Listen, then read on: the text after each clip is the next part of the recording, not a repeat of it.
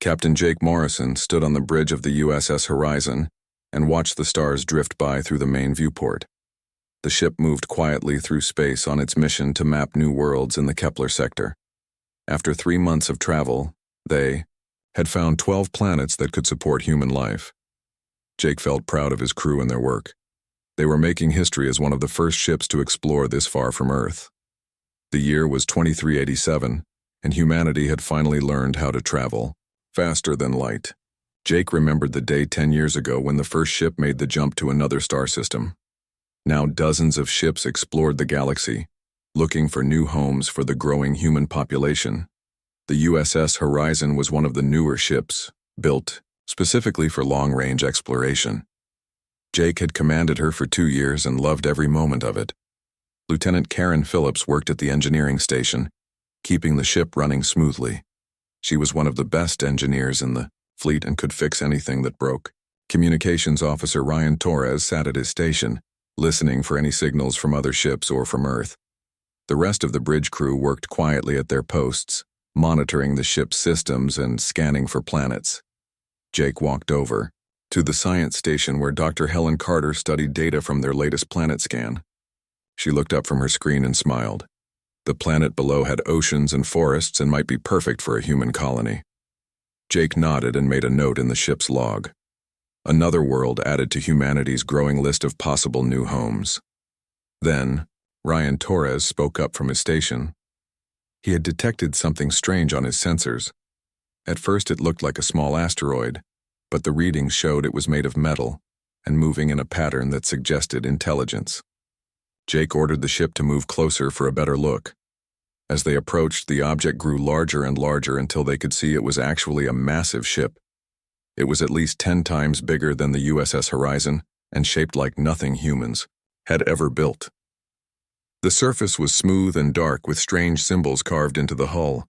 Jake had never seen anything like it in all his years exploring space. Ryan tried to send a greeting message to the alien ship, but there was no response. The massive vessel just hung in space, silent and motionless. Jake ordered his crew to maintain distance and observe. This was humanity's first contact with alien intelligence, and he wanted to be careful. Then the alien ship suddenly came to life. Lights appeared along its hull, and it began to move toward the USS Horizon.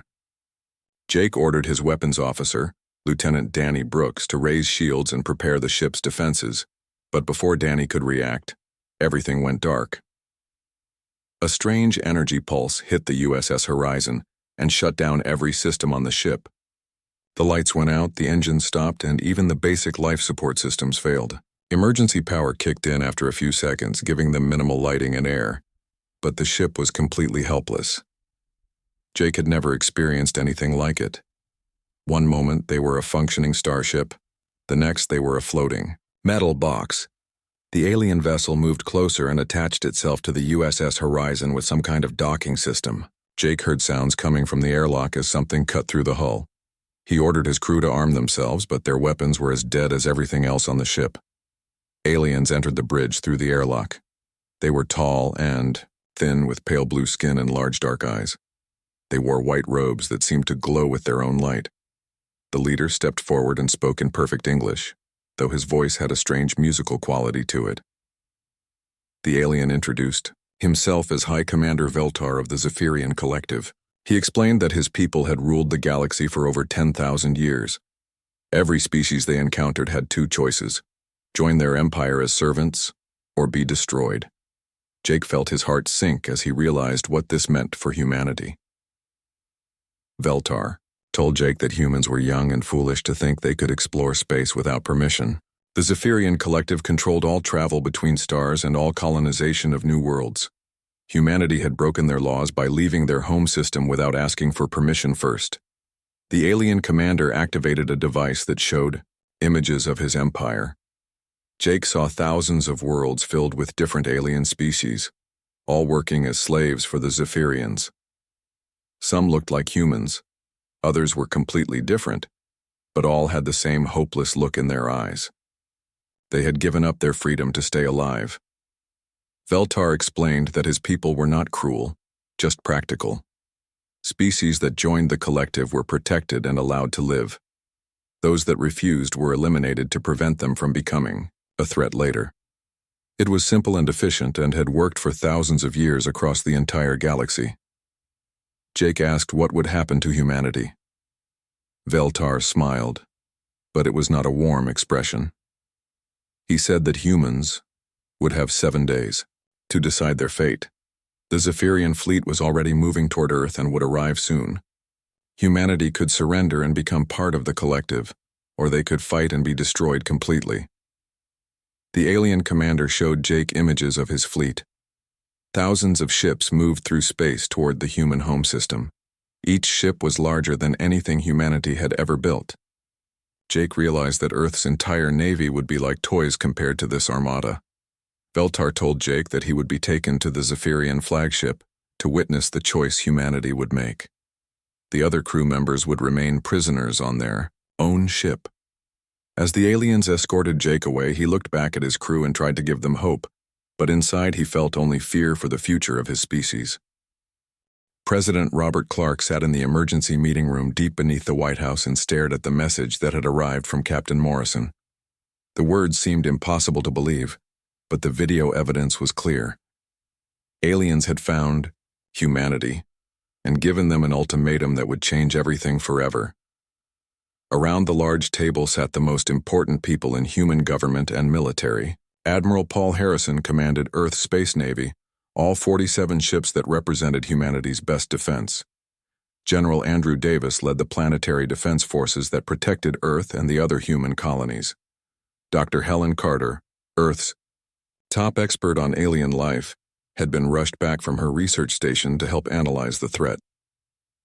Commander Lisa Brooks, the military's best strategic planner, studied the images of the Zephyrian fleet that Captain Morrison had managed to transmit before his capture. The alien ships were massive and clearly built for war. Each one could probably destroy an entire human fleet by itself. Lisa had spent her whole career preparing for conflicts with other humans, never imagining she would face something like this. The president asked each person to give their opinion on what humanity should do. Admiral Harrison spoke first, and his voice was heavy with concern. He explained that Earth's Navy was designed to fight other human ships, not alien technology that could shut down their systems with a single pulse. The Zephyrian fleet had thousands of vessels while humanity had less than 50. Any fight would be over in minutes. General Davis disagreed strongly with the Admiral's assessment. He stood up and paced around the room as he spoke. Davis believed that surrender would be worse than death. He had studied history and knew that conquered peoples rarely lived well under their masters. The Zephyrians might promise protection, but they would also demand complete obedience. Humans would become slaves in everything but name. Dr. Carter suggested that they try to negotiate with the aliens. Perhaps the Zephyrians would accept humanity as junior partners instead of servants. Maybe they could offer something valuable in exchange for independence. She pointed out that humans had unique technologies that might interest the alien empire. President Clark listened to each argument carefully. The choice facing humanity was the most important decision in their entire history. If they chose wrong, the human species might disappear forever. But he also knew that sometimes survival came at too high a price. While the government debated, word of the alien ultimatum spread across Earth and the human colonies. The president had tried to keep it secret, but too many people knew for it to stay hidden. Within hours, every human in the galaxy knew about the choice they faced. Protests erupted in every major city on Earth. In New York, thousands of people gathered in the streets demanding that the government surrender to save human lives. They carried signs saying that nothing was more important than survival. In London, a different crowd formed calling for resistance no matter the cost. They shouted that freedom was worth dying for. Similar scenes played out across the planet. Families split apart as parents and children disagreed about what humanity should do. Some people packed their belongings and tried to flee to the outer colonies, thinking they might be safer there. Others volunteered to join the military, ready to fight even though they knew the odds were hopeless. On the space stations orbiting Earth, engineers worked frantically to prepare humanity's defenses. They knew their weapons were no match for alien technology, but they refused to give up without trying. Dr. Amanda Foster led a team of scientists trying to understand the quantum principles behind Zephyrian power systems, based on the limited data Captain Morrison had transmitted. Meanwhile, aboard the USS Horizon, the captured crew worked secretly to learn more about their captors. Engineer Karen Phillips studied the alien technology that had disabled their ship. She discovered that the Zephyrians used quantum energy fields in ways humans had never imagined possible. The knowledge might be useful if humanity chose to fight. Communications. Officer Ryan Torres found a way to tap into the alien communication system without being detected. He learned that the Zephyrian fleet consisted of exactly 3,000 ships, each one capable of destroying a planet. The aliens had conquered over 200 species in their 10,000-year history, and not one had ever successfully resisted them. Captain Morrison, held prisoner on the Zephyrian flagship, met with High Commander Veltar each day. The alien leader seemed genuinely curious about humans and asked many questions about their society and culture. Morrison got the impression that Veltar had never encountered a species quite like humanity before. During one conversation, Veltar explained why the Zephyrian collective had been so successful. They offered protection and stability to species willing to submit. In exchange, those species gave up their independence and followed Zephyrian law. It was a simple system that had prevented galactic wars for thousands of years. Morrison asked, what happened to species that refused to join? Veltar's expression became cold as he explained that resistance was futile and dangerous. Rebellious species might inspire others to revolt, threatening the peace the collective had created. Therefore, they had to be eliminated completely to prevent the spread of revolutionary ideas. Back on Earth, the debate continued in the government meeting room. President Clark had called in experts from every field to help make the decision. Philosophers argued about the nature of freedom and survival. Military officers debated strategy and tactics. Scientists tried to find some technological solution that might give humanity a chance. As the hours passed, it became clear that the choice would come down to two fundamental questions. Was life worth living without freedom, and was freedom worth dying for? Different people had different answers, but eventually a decision would have to be made. The president announced that in 3 days, humanity would vote on their fate. Every adult human in the galaxy would have the chance to choose between submission and resistance. It would be the most important election in human history, and the results would determine whether the human species lived on as slaves or died as free people. Commander Brooks worked with her team to prepare for both possibilities. If humanity chose surrender, they would need to negotiate the best possible terms with the Zephyrians. If they chose to fight, they would need to make their resistance as costly as possible for the aliens, even if they could not win. The voting began at midnight Earth time and continued for 24 hours across all human worlds and space stations. President Clark watched the results come in from the secure command center buried deep underground. Each vote represented a human life that would be affected by this choice. Some voted for survival through submission, others for freedom through resistance.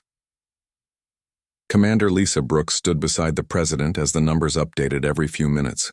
Early results showed the vote was close, with surrender leading by a small margin. Many people were scared and wanted to live, even under alien rule.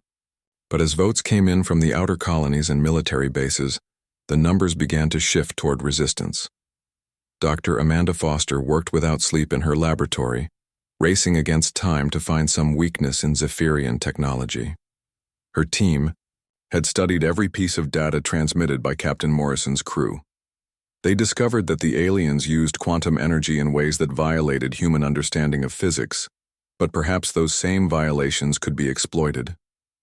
On Mars, the Red Planet's governor cast his vote for resistance and then addressed his people over the planetary communication network. He told them that humans had always been explorers and fighters, never content to live under someone else's rules. Even if they lost, future generations would remember that humanity had chosen to stand up for what they believed in. The lunar colonies voted overwhelmingly for resistance. These were people who had left Earth to build new lives in harsh environments. They understood that freedom required constant struggle and sacrifice. Their votes helped push the overall numbers toward defiance. Aboard the USS Horizon, the captured crew continued their secret work. Karen Phillips had managed to create a small device that could disrupt Zephyrian quantum fields, but only for a few seconds. It was not much, but it proved that alien technology was not completely invulnerable. She hid the device and waited for a chance to test it. Ryan Torres intercepted more alien communications and learned something important. The Zephyrian fleet had been slowed by engine problems and would not reach Earth for another 4 days.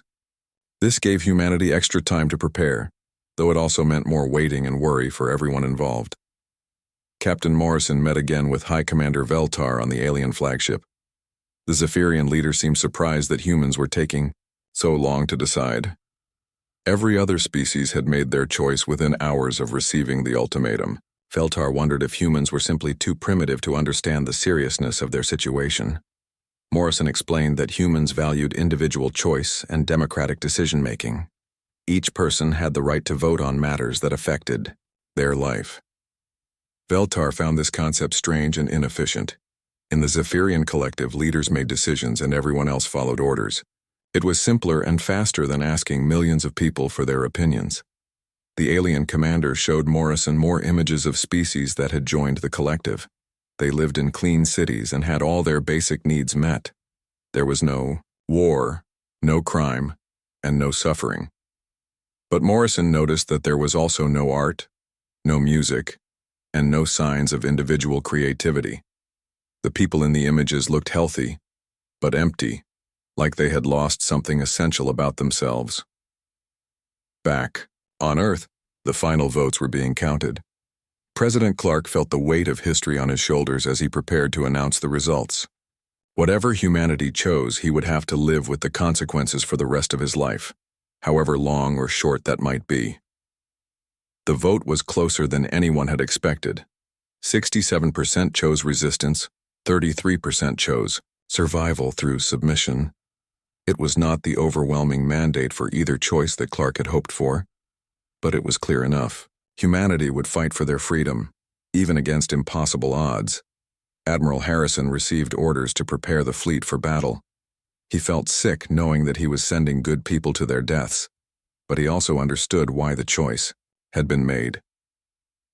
Some things were more important than individual survival, even if those things could not be easily measured or quantified. General Davis mobilized planetary defenses across all human worlds. Orbital weapons platforms powered up, ground-based missiles prepared for launch, and fighter squadrons scrambled to defensive positions. Everyone knew it would not be enough, but they would make the aliens pay for every human life. Dr. Foster's team worked frantically to complete their quantum disruption project. They had discovered that Zephyrian technology depended on maintaining perfect quantum coherence across vast distances. If they could find a way to disrupt that coherence even briefly, it might give human forces a chance to strike back. President Clark prepared for the most important speech of his life. He would address not just humanity, but potentially the entire galaxy. If Captain Morrison was right, other species were watching to see how humans would respond to the Zephyrian ultimatum. Their choice might inspire others or serve as a warning. The president stood before cameras that would broadcast his words to every human settlement in known space. He spoke slowly and clearly, making sure everyone could understand his message.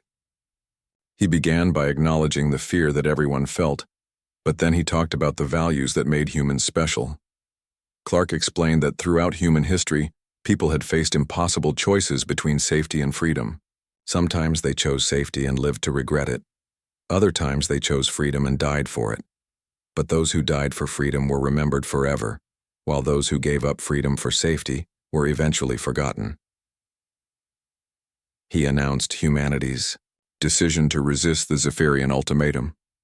The vote had been close, he admitted, because the choice was genuinely difficult. No one wanted to die, and no one wanted to see their loved ones suffer. But the majority had decided that some things were worth more than mere survival.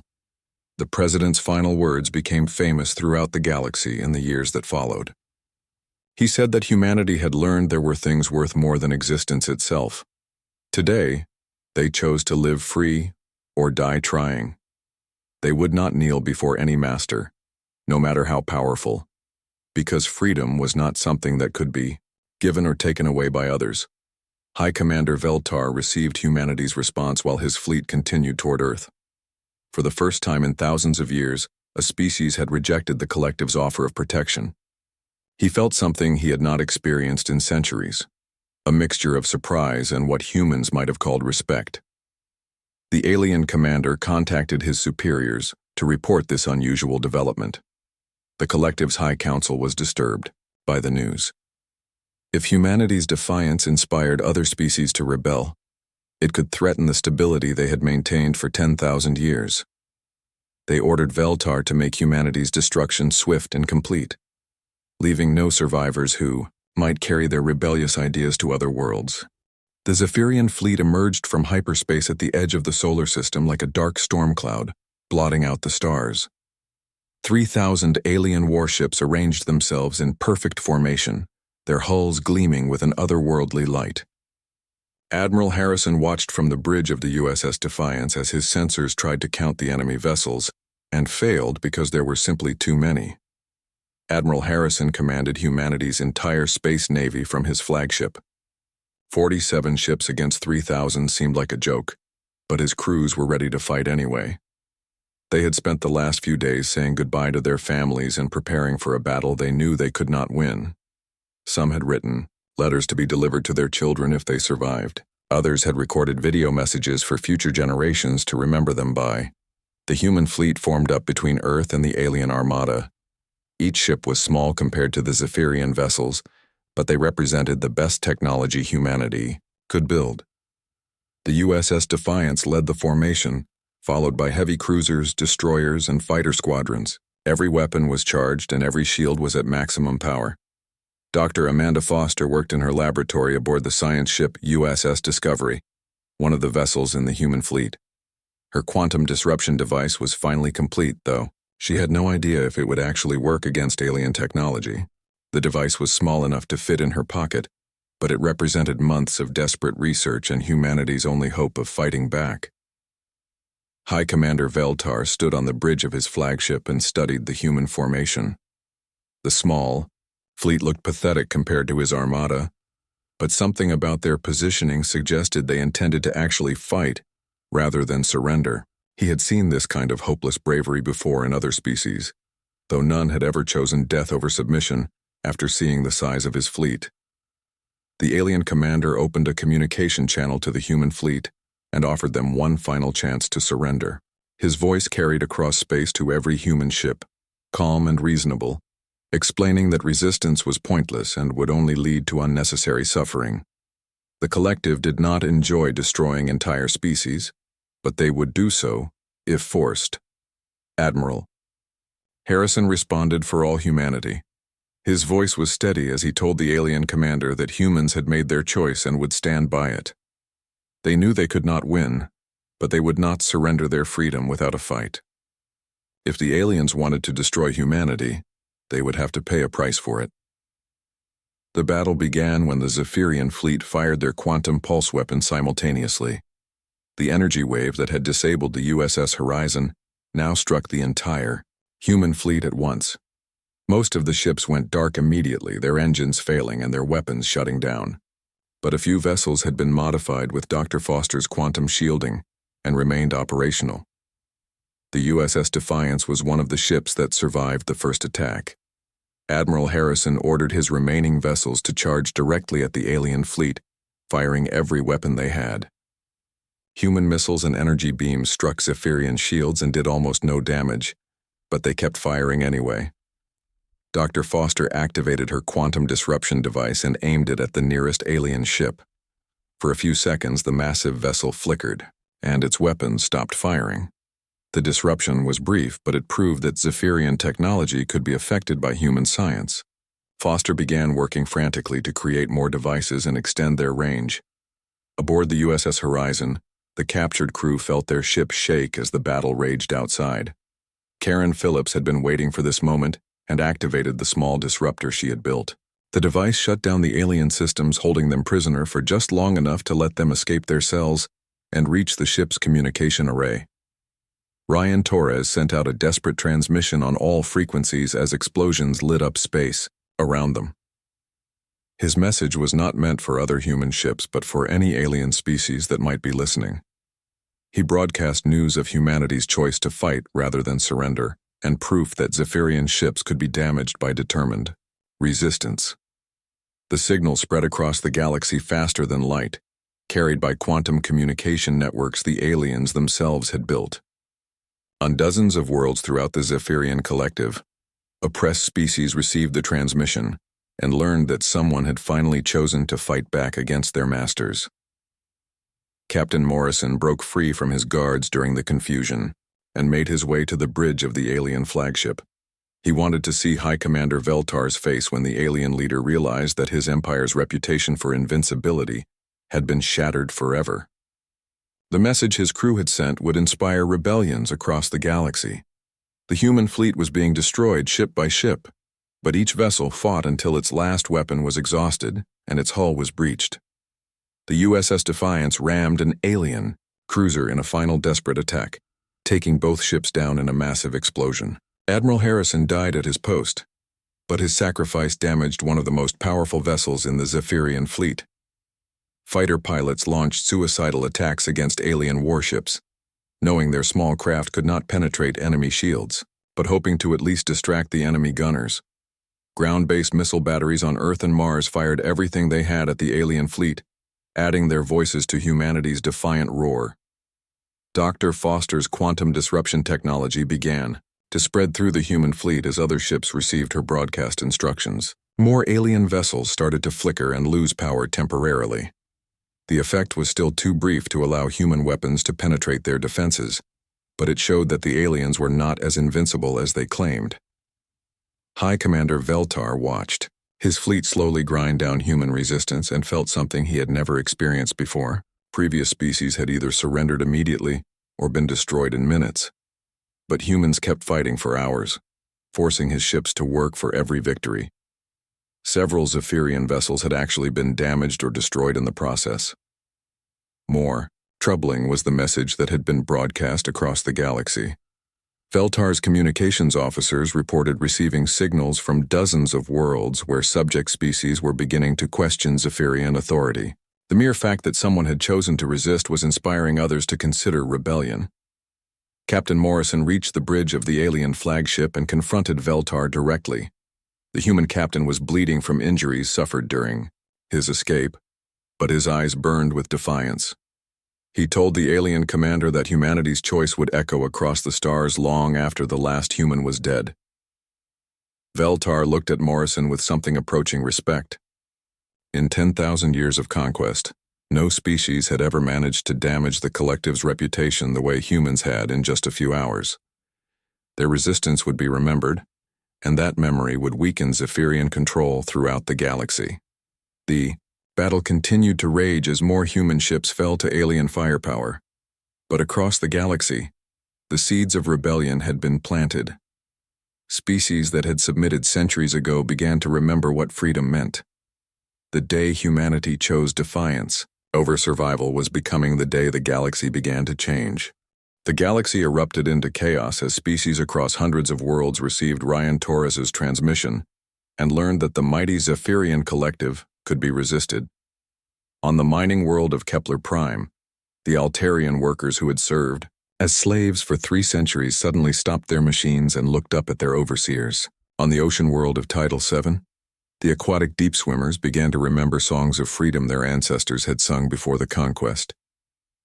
High Commander Veltar stood on his flagship bridge and watched reports flood in from across the collective's territory. Rebellions were starting simultaneously on dozens of worlds as news of humanity's defiance spread faster than his ships could travel. Species that had been broken and obedient for thousands of years were suddenly finding the courage to stand up to their masters. The battle in Earth's solar system had ended with humanity's fleet destroyed, but the cost had been higher than any previous conquest in Zephyrian history. 15 alien ships had been damaged or destroyed, and hundreds of crew members were dead. More importantly, The myth of Zephyrian invincibility had been shattered forever. Captain Morrison stood in the detention cell where Veltar had placed him after their confrontation. Through the transparent walls, he could see alien crew members running back and forth in obvious panic. Their perfect order was collapsing as reports came in of uprisings throughout their empire. Morrison smiled despite his injuries, knowing that humanity's sacrifice had accomplished something no military victory could have achieved. On Earth, the surviving human population watched in amazement as alien ships began to withdraw from their positions. President Clark, speaking from his underground bunker, addressed the scattered remnants of humanity with words of hope. Their fleet was gone, and their defenses were broken, but somehow their choice to fight had started something much larger than themselves.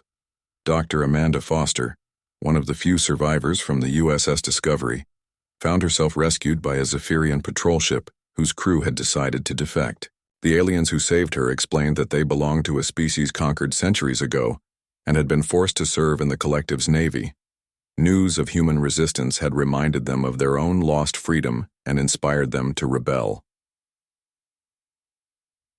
The defecting aliens brought Dr. Foster to a hidden base where representatives from dozens of species were gathering. They called themselves the Free Worlds Alliance and had been secretly organizing for years, waiting for the right moment to strike. Back at their oppressors, humanity's choice to fight rather than surrender had provided the spark they needed. General Andrew Davis emerged from the ruins of the North American Defense Center and began organizing the surviving human military units. Communications were slowly being restored between Earth and the outer colonies, revealing that millions of humans had survived the initial attack. They were scattered and weakened, but they were still free and still fighting. The Zephyrian High Council convened an emergency session for the first time in 2,000 years. Their perfect empire was crumbling as subject species remembered what freedom meant and began to fight for it. The rebellion was spreading faster than their fleets could suppress it, and each victory by the rebels inspired others to join the cause. High Commander Veltar received new orders from the High Council to abandon the human system and return to the collective's core worlds. The rebellion had become a greater threat than one defiant species, and his fleet was needed to suppress uprisings closer to home. As his ships prepared to leave Earth's solar system, Veltar took one last look at the planet where everything had changed. The alien commander opened a private communication channel to Captain Morrison's cell. He wanted to speak with the human, who had helped start a galactic revolution with nothing but courage and determination. Veltar admitted that he had underestimated humanity and their capacity to inspire others through sacrifice. Morrison looked through the cell walls at the alien who had threatened to destroy his species and saw something unexpected. Veltar appeared, tired and uncertain, as if the foundation of his entire world had been shaken. The Zephyrian commander asked Morrison what humans hoped to accomplish by starting a war they could not win. The human captain explained that humans had never expected to defeat the collective through military force alone, but they had hoped that their choice would inspire others to remember that freedom was worth fighting for. Every species deserved the chance to choose their own path, even if that path led to destruction rather than submission. Veltar listened to Morrison's words and realized that the collective had made a fundamental error in their approach to governing the galaxy. By forcing species to choose between death and slavery, they had created the conditions for their own downfall. Eventually, someone would choose death and inspire others to do the same. The Zephyrian fleet departed Earth's system, leaving behind monitoring stations and a small occupation force, but their attention was focused elsewhere as rebellions erupted across their territory. The Free Worlds Alliance grew stronger each day as more species joined the fight for independence. Dr. Foster worked with alien scientists to improve her quantum disruption technology, sharing human knowledge freely with anyone who opposed the collective. Her devices became the foundation for new weapons that could level the playing field between rebels and their oppressors. Human innovation, combined with the desperation of enslaved species, created possibilities no one had imagined. President Clark established contact with the Free Worlds Alliance and formally joined humanity to their cause. Earth became one of many rebel worlds, no longer fighting alone but as part of a galactic coalition. Human ships were built in hidden shipyards scattered across dozens of systems, crewed by volunteers from many different species. Captain Morrison was eventually freed during a rebel raid on Veltar's flagship. He found himself promoted to admiral and placed in command of a mixed fleet of human and alien vessels. His first mission was to liberate worlds that had been under Zephyrian control for centuries, bringing them the freedom that humanity had chosen over survival. The war lasted for years, with victories and defeats on both sides, but the outcome was never really in doubt after humanity made their choice. The collective's power had been based on fear and the belief that resistance was impossible. Once that belief was broken, their empire began to crumble from within. High Commander Veltar eventually defected to the rebel side, bringing with him detailed knowledge of Zephyrian military capabilities and the locations of their hidden bases. He admitted to Admiral Morrison that he had come to understand why humans chose defiance over survival. Some things were indeed worth more than mere existence. The final battle took place at the Collective's capital world, where the last loyal Zephyrian forces made their stand. The Free Worlds Alliance fleet, led by human commanders and crewed by beings from hundreds of different worlds, fought with the same determination that had first inspired the rebellion. They knew they were fighting not just for victory, but for the right of every species to choose their own destiny. President Clark lived to see the establishment of the Free Worlds Alliance as the galaxy's new governing body. Earth joined as an equal member alongside worlds that had been enslaved for millennia. The day humanity chose defiance over survival became a galactic holiday, celebrated by countless species as the moment when freedom truly began. Morrison's final log entry recorded that sometimes the most important victories came not from defeating your enemies, but from inspiring your allies to remember what they were fighting for.